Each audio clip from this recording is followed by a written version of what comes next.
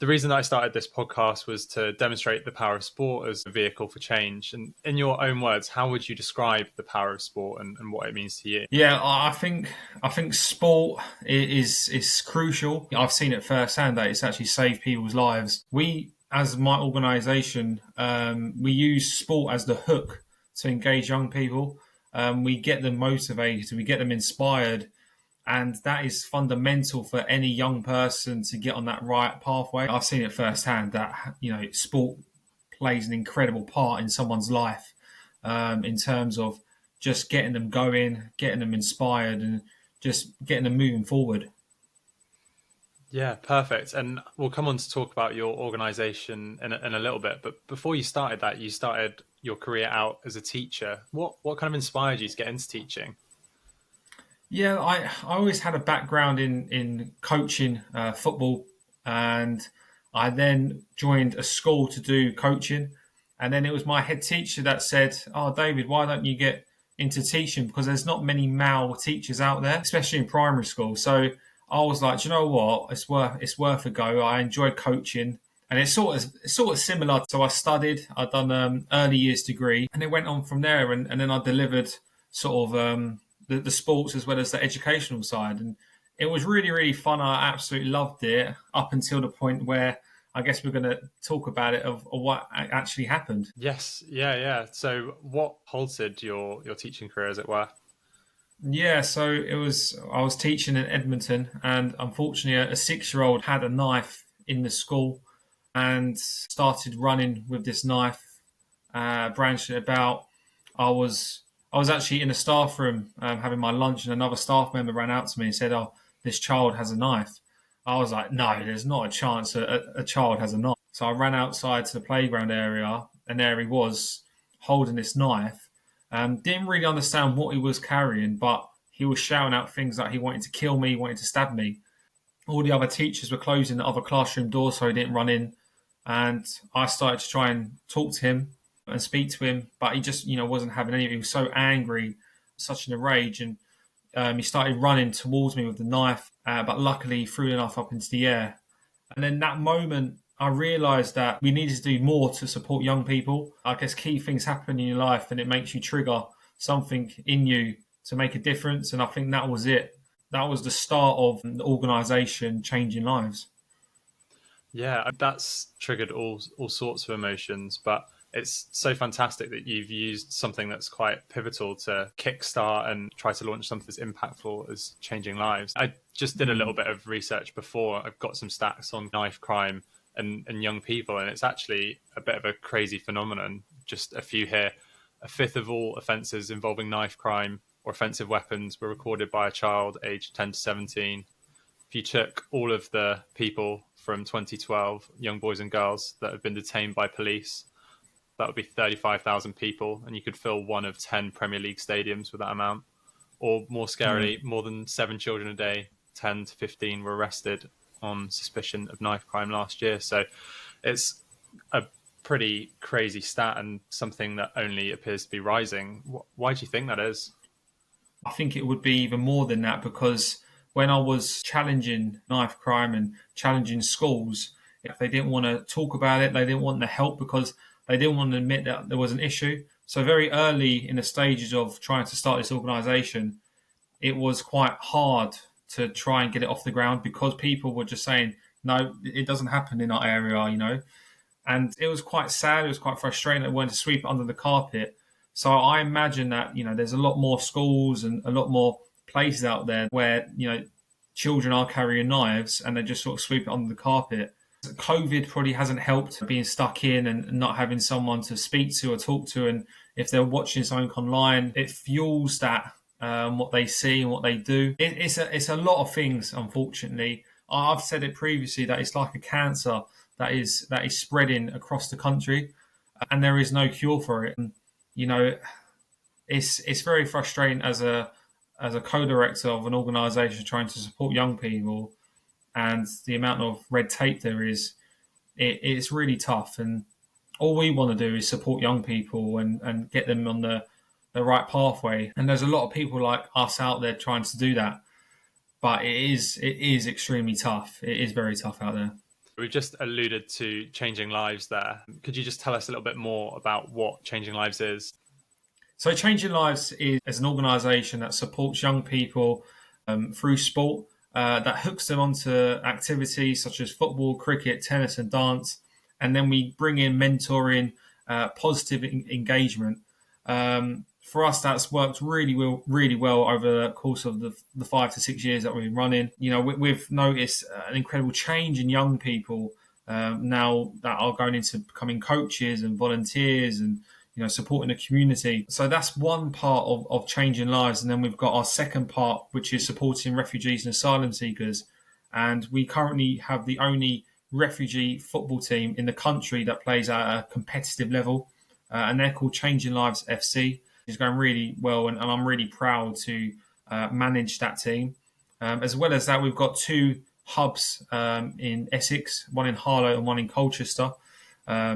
Both, Colchester is an old bank that we've converted into a sort of a community space where we've got a community gym, a beauty room, a sports zone, a tea and chat area, a music room, a learning zone, making it really easy for that one person to access everything under one roof. And so, we've got a lot going on. And, from that one, episode or thing that's happened in my life is we're now helping a lot more people than I could ever imagine. It sounds amazing. You've got a full community space there. We'll move on to talk about Changing Lives FC in a minute. But one thing that you mentioned there is that you've kind of been running for the past 5 years. You're obviously working with young kids. What kind of effects have you seen of the pandemic on the kids that you've been working with, and how have you used sport to kind of overcome those challenges? Yeah, since the pandemic, it's been extremely tough. Just we've seen children on low confidence. We've seen a lack of social skills.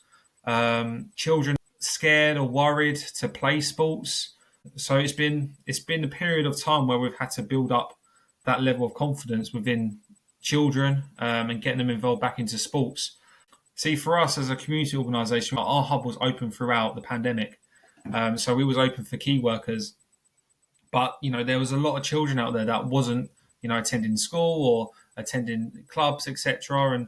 And for us now, we're picking up the pieces of the damage that's been left, which is it's a tough task. There's lots of children out there that need sort of one-to-one support to build up their confidence, to build up their motivation, to get them back on the pathway of getting into sport. And for us, we're very stretched as an organisation. I'm very keen for growth and expanding, but there's only so much we can do to cope with the demand. Now, moving on to Changing Lives FC, you alluded to it there, that it's the only competitive refugee football team. Can you just tell us a little bit about the story behind how you got involved? Yeah, so I was approached by a lady that initially started running a team called Northrooks FC. She was working within, she was a social worker, and she set up the team just to get the boys playing football, to get them healthy, to get them going. And it slowly built up where she was getting an influx of players that wanted to play, and it was sort of getting overwhelmed for her. And the team were, they were losing quite heavily on some days, and it was hard to control their emotions on some Sundays. And I got approached by the funders, and they asked if I could support her and the team. I went down to meet the boys, and I was like, wow, this is amazing. Like, this is unreal. Like, I never had experienced any form of, like, I don't know, they gave me so much. Their stories were so powerful. They were so respectful. They were so kind. They wanted to learn. They wanted to develop. And for me as a coach, that's all I ever ask for when I, coach a team. You read the media and how negative they paint refugees, and that just all went out the window when you meet them. They are just like you and me. They are human beings, and they are people that deserve a chance. And their stories were unbelievable, and that inspired me to want to support them. And I ended up taking over the club to form it as Changing Lives FC, just because I believed in the team, that it wasn't just a Sunday League team. I wanted to take them higher. I believed that the talent in the team was incredible, and some of them deserve to play at professional league standard. And the first league that I take over, we managed to go to a cup final, which is fantastic. Unfortunately, we lost, but we got them there. COVID happened, unfortunately, and now we've set up into Saturday league football. So we're getting closer to that pyramid where it's leading to professional standards. So yeah, it's an unreal job that I have. It's an extra job that I absolutely love doing every Saturday. It's fantastic, and I absolutely love it. I can imagine that there's some incredibly powerful stories and kind of different anecdotes that you've heard. I don't know if you have any that you could share with us, just to kind of give us a bit of an insight of who these players are and the challenges that they've faced to get to where they are Yeah, today. so we've got currently our captain Yushri. He's from Sudan. He actually came under a lorry, and he's been on a journey to get to the UK. He speaks a number of different languages, and he came over when he was about 17, 18. And he's a big, strong guy. People would look at him and be quite scared, but honestly, he's like a cuddly teddy bear. He's got a heart of gold, and the challenges that he's faced when he was young to be under a lorry for about 16 hours. And there's one player that was in a refrigerator. There's boys that have gone on the boats. Yeah, it's, you know what? And these boys are young as well, and they come by themselves. It's tough for them. But from when I see them playing on a football pitch, they're happy. They're enjoying life. They're in college or they're working. So, they're happy. They're giving back. And, that's all you can ask for. One thing to note as well is that they go through this kind of incredible journey of, real hardship to get here, but then they also arrive here with no support network, no friends. They probably struggle to integrate into the community because there's going to be huge cultural differences from where they're from. And by the sound of it, changing lives seems like it's acting as that barrier to kind of integrate them into the community, integrate them into the society. It'd be great if you could tell us a little bit how changing lives is helping to transform their lives. Yeah, so I guess when players or when we get referred refugees, we can offer them the football program, which is something that not many organisations can, especially at the level that we're at now. And we've actually got a partnership with Kit Locker, which is fantastic. We've had partnerships with Fila and Remitly, which are an exchange currency company. So we've had a lot of big brands come to us and wanting to support us, supporting the boys. We help them with mental health sessions, well-being, the sports staff. We can give them voluntary opportunities, paid work if they've got their right to remain. So for us, I see them as people that want to learn and want to do well here in the UK and want to give back. They've gone through so much. They've gone through war. They've gone through murder. They've gone through terror. I believe it's our duty to support human beings, no matter where they come from. Yeah, I think that's a really powerful word that you just said, duty. And I think you kind of picked up on it there. I think there's obviously a lot of misconceptions about refugees wanting to come and take, but I think actually more of the time they want to come and give because they want to, as you say, integrate, be part of the community and, start a new life that they can enjoy with the freedoms that we have, especially in this country. Yeah, definitely. So what have been the challenges of found Changing Lives FC that you've encountered? Yeah, so I guess one of the challenges that we've faced is, well, firstly, funding to try and make sure that we've got the money there to support the boys because obviously the boys can't pay for sessions or kits or anything like that. So it's having to find funders that are able to support the boys. Every season I go through the panic of being able to try and find some money. Luckily, every season, although it's been very close, I've been able to find some money from somewhere. I guess the second thing is the racism and discrimination that we face when playing football. That's always been a tough point when managing the team. And then it's just the abuse that we potentially can get online due to the fact that we support refugees. This is just, I think, a small part in it all, because what we do is the greater good, and it supports the boys on many levels, and that's the most important thing. Yeah, and do you think enough is being done to protect your players? You mentioned racism is a thing that your team's experienced. Obviously, I imagine, as you say, some of that's come from online, but I imagine sadly some of that's also happened on the pitch. Yeah, I don't want to paint my boys as they're angels, because they're not. I've seen it firsthand, and the words that people say to our boys on the pitch, the way that the other team, try and sneakily say something in their ear to try and get them like angry, is disgusting. And we're having to fork out a VO camera to protect our boys. We're having to take a videographer down to protect our boys, to capture it, because when we was putting our incidents into the FA, all they wanted was evidence, and it was literally their word against ours. And sometimes the ref wouldn't hear it, or but would back the other team, and it would be us against them. The only times where it has been successful is when we've had the video footage. Only this season we had someone shout out to one of my players, "Where's your passport?"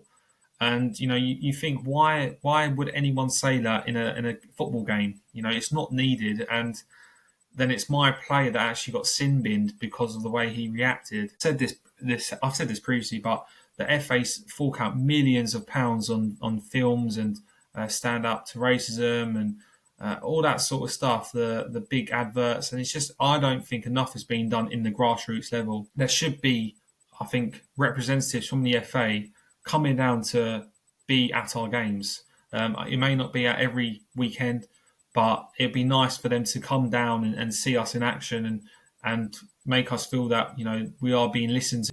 And actually speaking to one of the inclusivity and diversity guys at the FA, he actually turned around and said to me that we sort of belong in a seven-a-side league, because this is what's going to happen. And I was just a bit in shock, actually. I was just like, what? How can you say that? Like, the FA's brand is all about inclusivity and diversity, and you just said to us, "Oh, we're actually better off in a seven-a-side league." It's ridiculous. They should be supporting us. And I'm not saying that we're perfect. However, we are one of the only refugee teams in the country. I feel a lot more needs to be done. Yeah, and I feel even his, well, I'd say it in inverted commas, solution, that's not going to change anything. It could still happen on a five-a-side pitch. It could happen on a seven-a-side pitch. It could happen walking down the street. Yeah. That's not the point. It's about really kind of changing the fundamental beliefs that people have about refugees. And I feel that's probably obviously where the most of the impacts can be had. What do you think are kind of the common misconceptions of refugees, and how do you think kind of working with your team helps you to understand them a lot more and connect? They see it online, they see it in media that these guys are taking our jobs, they don't deserve to be here. They're just fueled with anger, and it's because the media portray them as negative, not very nice people. But when you actually start to understand them and you unravel the orange peel, you start to see that they're actually like people, like actual human beings, actual people. And I think people forget that. They're so stoked up on anger, they stop to actually think about what they're actually saying and how harmful that could be. Especially when you're on a football pitch, it just seems that everyone is just always so angry all the time. And I think the media play a massive part. I think the government play a massive part in fueling the fire. And it actually, it's just like comes down to the people, and it spreads to us, unfortunately. And I'll mention about our minibus being stolen and torched. We don't know if it's linked, but it was, it's a horrible thing. And it was sort of in the midst of when Gary Lineker came out, when he was supporting refugees, and we use the minibus to collect the boys. We pick up people from the hotels and we take them to sports activities.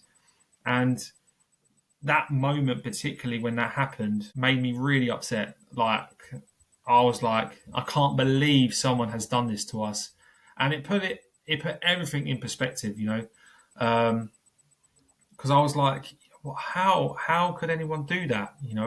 It's got our heart logo on the bus, it's got our slogan, and then there are people out there that really don't agree with either the work that we do or what we do. And then with that came the trolls and the vile abuse, saying that good, they're glad that it got burnt. The refugees shouldn't be on the bus. It is sad. It is sad.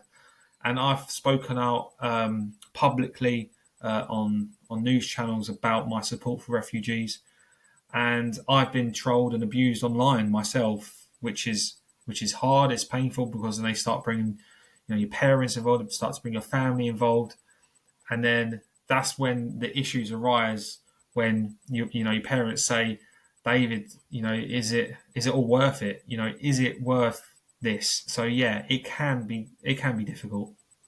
It sounds an incredibly difficult situation. I think one kind of phrase, when we just go back to talking about the media, that the high performance podcast always uses, it's easier to sell tickets to the ghost train than the merry-go-round. It's always easier to sell this kind of vile story that kind of sensationalizes something rather than actually focusing on telling the truth. And I guess, as we kind of alluded to, the government are also guilty. If you look at this whole Rwanda situation, where they've committed hundreds of millions of pounds to send some of the most vulnerable people abroad, it doesn't make sense. They look like they can't deliver it. It's just a lack of understanding, I think, and compassion, Yeah. probably at a human level.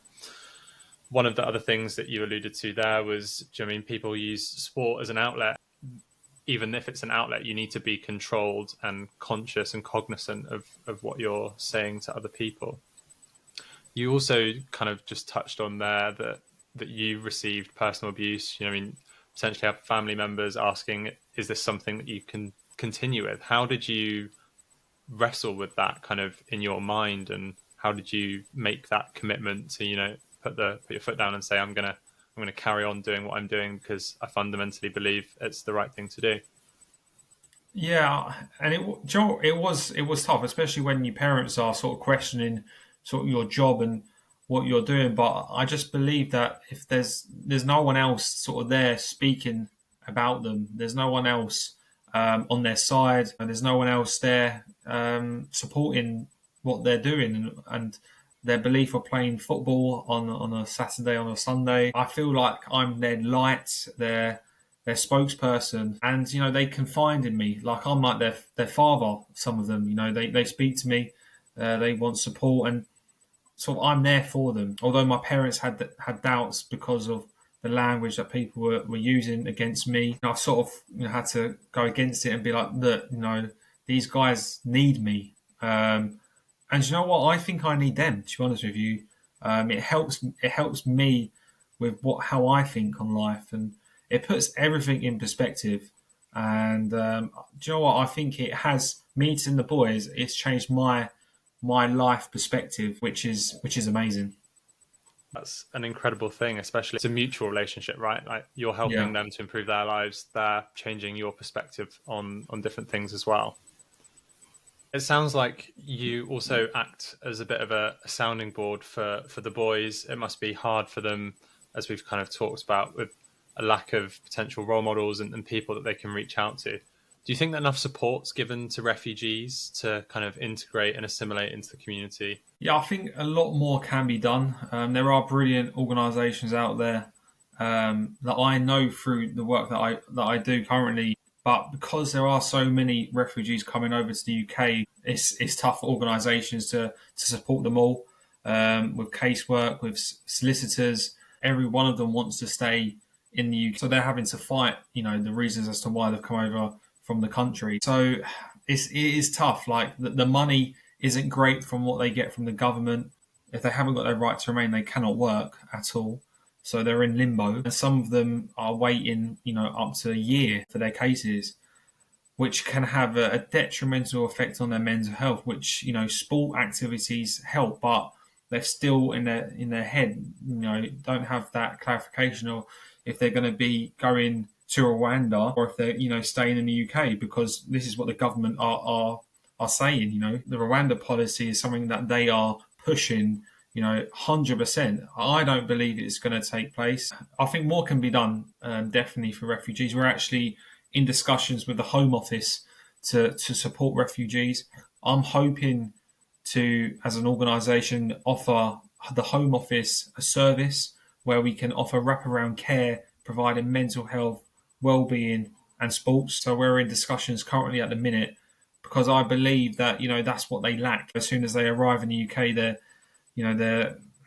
they're given basically a door number and that's it really. They just need extra support and guidance. Some of these guys that come over have mental health issues, have well-being problems, have physical health issues. We need to be there to support them. I guess some people will argue that they can, and they've argued this forever, is that why don't they say stay in the other safe places or France or Spain?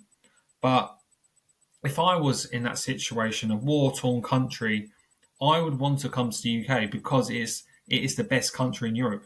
It has the best policies, it has the best human rights, it has good standards, and it has people that they know there's people there to protect them. I would do all I can, to try and get to the UK because you would do that for your family, you would do that for yourself because you want the best life possible.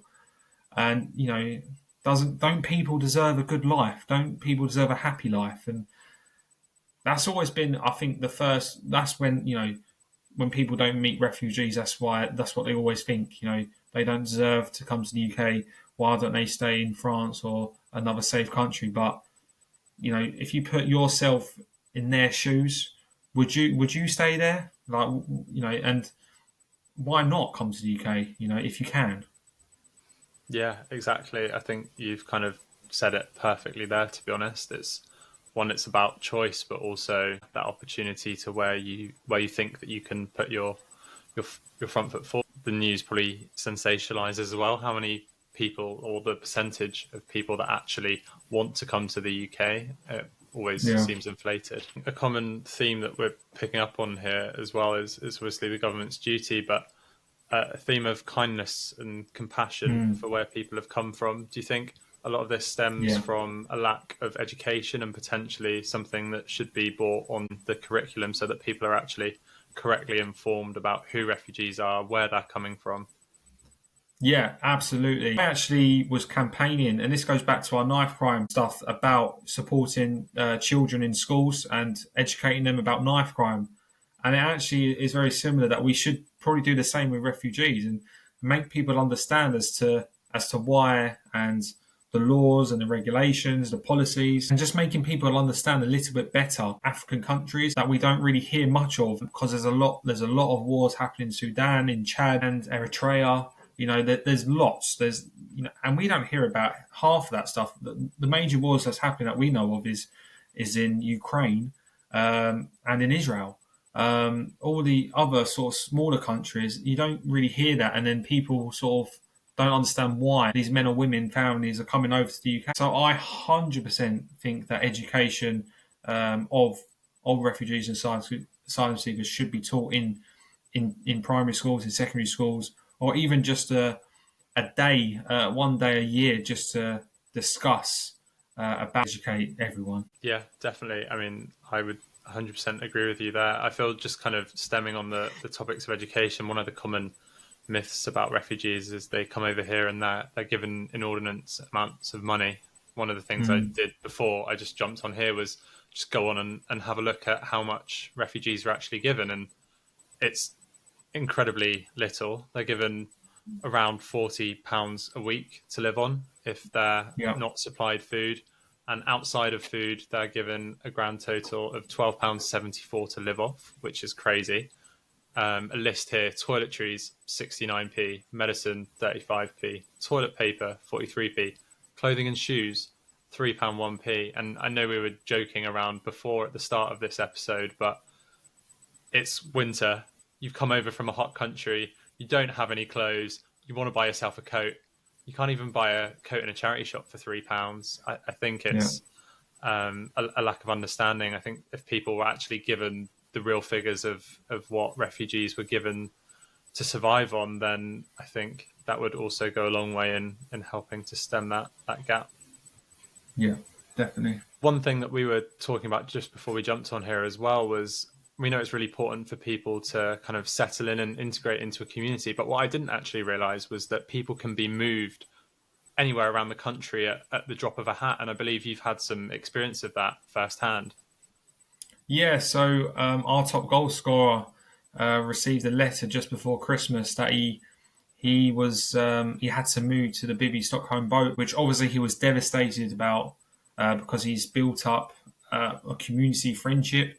He's been playing in our football team, and he had literally 2 to 3 days to pack up his things and leave. So he asked me if I could represent him, which I'd never done before, to send a letter to the Home Office to sort of argue his case. And I literally had no idea what to do, what to write. But I put something together, basically saying that if he was to move miles away, it would have a detrimental effect for his mental health, his well-being. There's probably closer locations where he can stay, where we can still support him. And then 2 days later, it came in successfully, and he was able to stay. However, he has just recently had another letter, which was, I believe, last week, asking him to leave the hotel now. Again, it leaves him in a place of not knowing what's next. So I've had to write another letter to the Home Office asking if he could be moved to a more closer hotel so that we can continue to support him. Otherwise, he's going to be going, I think it's about 150 miles away to the Bibby Stockholm boat, which is crazy. Yeah. I actually might be wrong on the miles, so you might not want to put that in. But it is quite far. Yeah, I mean, it's still going to be a distance away from a community where he's, do you know what I mean, started to build real roots, started to feel at home, started to actually probably enjoy living in the UK. So it's an incredibly sad thing that as soon as people Yeah. start to feel settled, that they can just be kind of moved off at yeah. At And the drop just of a hat. sorry, just on that as well, that I've had football players, my boys, and they're doing really well, and literally I could put them in the team sheet, and they wouldn't turn up to the matches. I wouldn't know anything, and then I find out a week later they've been moved to another hotel in Manchester. They don't have any phone. They've had to give their phone back, etc. And it's just like, wow, like these guys are literally having their world turned upside down literally every month. They don't know if they're coming or going. It is super tough. It's super tough as a refugee in the country. Your life could be turned upside down in a matter of days. I can only imagine what it feels like for them, just being uprooted, as you say, from Essex to Manchester. A huge Yeah. change. I know one thing we've talked about a lot of the negative experience. If we were to touch more on the positive sides, what do you think that the boys' kind of mindset and optimism has taught you? What was that last bit, sorry? What do you think that the boys' kind of optimism and mindset? How do you think you've kind of benefited from being around that? So, well, I think football in particular gives them something to fight for. It makes me want to fight for them. It gives them confidence. It builds up self-esteem. It makes them feel part of the community. It helps me want to grow as a coach. It makes me want to do better. And I think that cohesion, feeling part of something, is so important to the boys. And I think that's why our team is really special, because we must have at least 11 different nationalities playing in one team. Not even Premier League teams have sort of that many nationalities. Yet we're playing a sport which it's a universal language.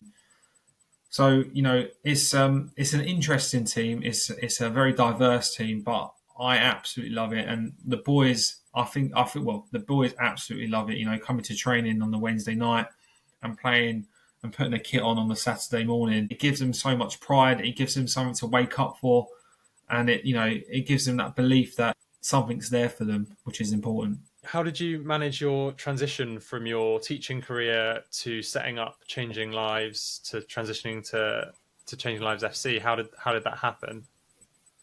Yeah, it was a really hard phase in my life because I had quite a secure job teaching with a nice wage, comfortable wage, and then it was running an organisation where we're based on funding, and at that time it was very difficult, and I couldn't be sure of my wages. I had a house, I had a mortgage to pay, but I believed in it. I believed in what we were doing. I believed that what we were doing was a good thing, and that we could secure extra funds to support the community, and that I could make this my full-time job. Never did I believe that I'll still be running it 6 years later, having two hubs, a football team, and all the other crazy stuff we've got in our hubs. But it was a risk, and I don't think you get anywhere without taking a few risks on the way. But if you believe in something and you're truly passionate about it, you have to go, you have to follow your heart. And I think as well, I had the confidence that if it didn't work out, then I could easily go back to my teaching role. But I had every hope that this would continue and I would be able to create changing lives and push it throughout Essex and hopefully the UK. You seem like someone that's incredibly ambitious. Where do you think that mindset's come from? Is it something that you had instilled in you from an early age, or is it something that you've just kind of developed over time? Yeah, I think my parents. My dad was a paramedic. My mum's a nurse. They cared for people. They installed the kindness, the ambition, just being kind to people and helping people. And my dad, especially, he was such an ambitious. He would be the David and Goliath, always fighting the big battles, And unfortunately, he's passed away only very recently. But he inspired me so much to never give up. He was always with me throughout the Changing Lives program. He was a major part of my life and making Changing Lives to what it is because of how he brought me up. And I think that is important. And I think that's why I'm so invested in helping young people and mold them into kind and caring people and helping others on their journey, because that's how my dad was to me. Well, it's lovely to see that you've taken those kind of characteristics of both your parents and really embodied them in a different way and set out to kind of campaign and come up with something that you think is, worth fighting for. For people that are kind of at home when the times have been tough and you're struggling to find the money to pay for the minibus or to fund the team for next year, where do you find the kind of the resilience to keep going and to just carry on and trust the process? Yeah, that's a good question. I don't know. I don't know where I find it. I just do it. I just continue. I just believe. I feel that anything that happens for a reason, and I believe that it's up to us to do something about it. It's a very competitive market. It is extremely tough, but you just have to be resilient. You just have to have that ambition of not giving up and that belief that what you're doing is for the greater good. And you have to hope that if the next fund doesn't come in, you get the next one. And you just keep pushing. You just keep sending emails. You just keep on it. And I think that's what makes or breaks people. And if you got it, you got it. And if you're determined, you're determined. And I believe having Changing Lives and running it, that I can continue it for years to come and spread Changing Lives across the country. That's one of my ambitions. That's one of my goals. And I hope that I won't ever sort of stop to achieve that. I'm sure if you kind of took some time now to sit back and reflect at, how far you've come in 6 years, you've navigated a pandemic. As you say, you've built out a football team, a community hub.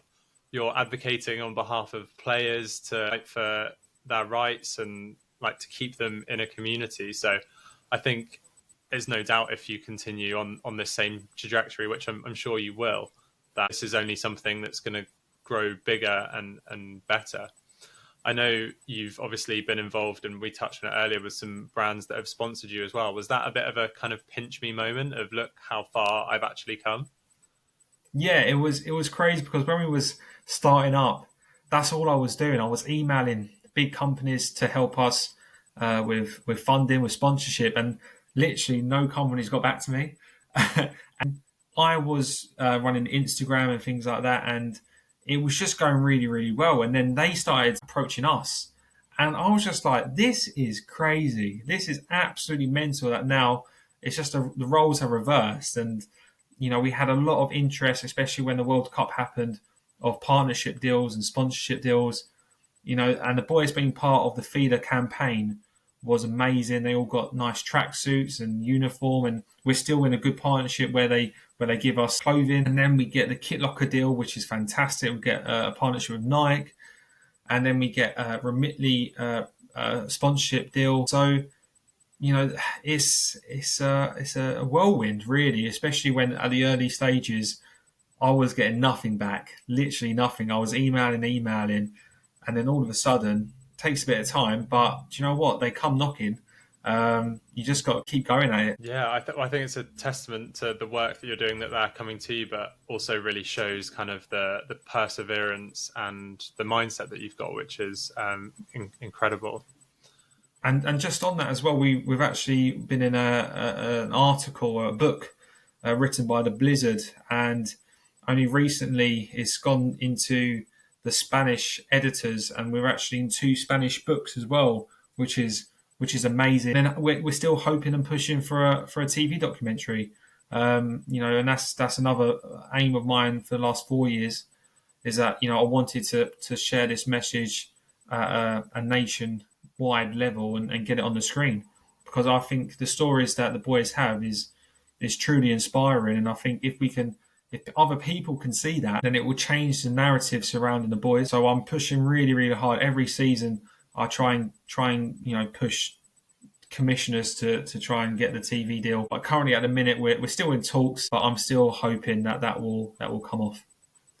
Well, I'll keep my eyes peeled, and hopefully one day I'll see it pop up on Netflix. That's for sure. Hopefully. So, I guess now that we're here, what advice would you give to someone who has seen a portion of people that they want to help? There's a cause that they want to support. How would you advise them, and what advice could you give them in setting up their own kind of business or charity? I think if you want to set up something, you have to do it if you're passionate in it. If you have the belief in it, go into it knowing that it's going to be hard work and long hours. But if you enjoy what you do and it brings a smile to you, then it's all worth it. But yeah, it just takes a bit of time. And I can certainly help anyone out there that wants support with funding bids or creating a community organisation, a CIC or a charity, because I've obviously made some errors on my way of doing it all, but I can help you not make those same errors. So yeah, it's do it if you enjoy it and if you're passionate in something. But yeah, it will take a bit of time. Yeah, and what's next for Changing Lives and yourself? I know we've talked about ambitions of a TV documentary, but have you got anything else stored in the back pocket?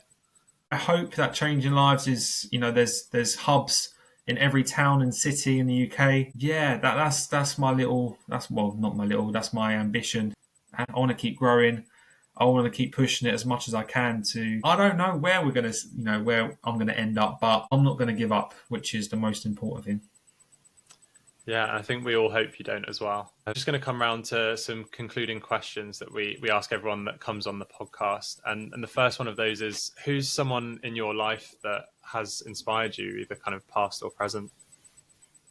Yeah, I would say my dad. He's an inspirational character who's been in my life, since I was a baby, and helped me grow. He was my best friend. He was my role model. I could speak to him about anything, and he was always there for me. So yeah, he inspired me a lot, and probably without him, I probably wouldn't be where I am today. And I think he was a very important person in my life. Well, it sounds like you're carrying on his mission, because I mean, by the sound of it, you're there for so many people already. It's truly great to see. Thank you. What's one piece of advice that you'd like to just share with us? I would just say don't give up. There's a lot of people out there that may say no, or may say it's not good enough, or may just shut the door in your face. But honestly, just keep going. If you believe in it, then it will happen for you. There's been a lot of times where funders have said no, or I might have not got the right investment, or people might have said that the project's not great. You just have to keep going. Honestly, you have to keep going. If you believe in it, then it will become a success. You just have to put the hours in. Finally, for people that want to learn more about Changing Lives FC, where can they find you? Where can they donate? Yeah, so you can see us on YouTube, Changing Lives FC. You can come to our website, which is www.knives.co.uk. communityservices.co.uk. We've got our Facebook page, Changing Lives FC. Twitter, again, Changing Lives FC.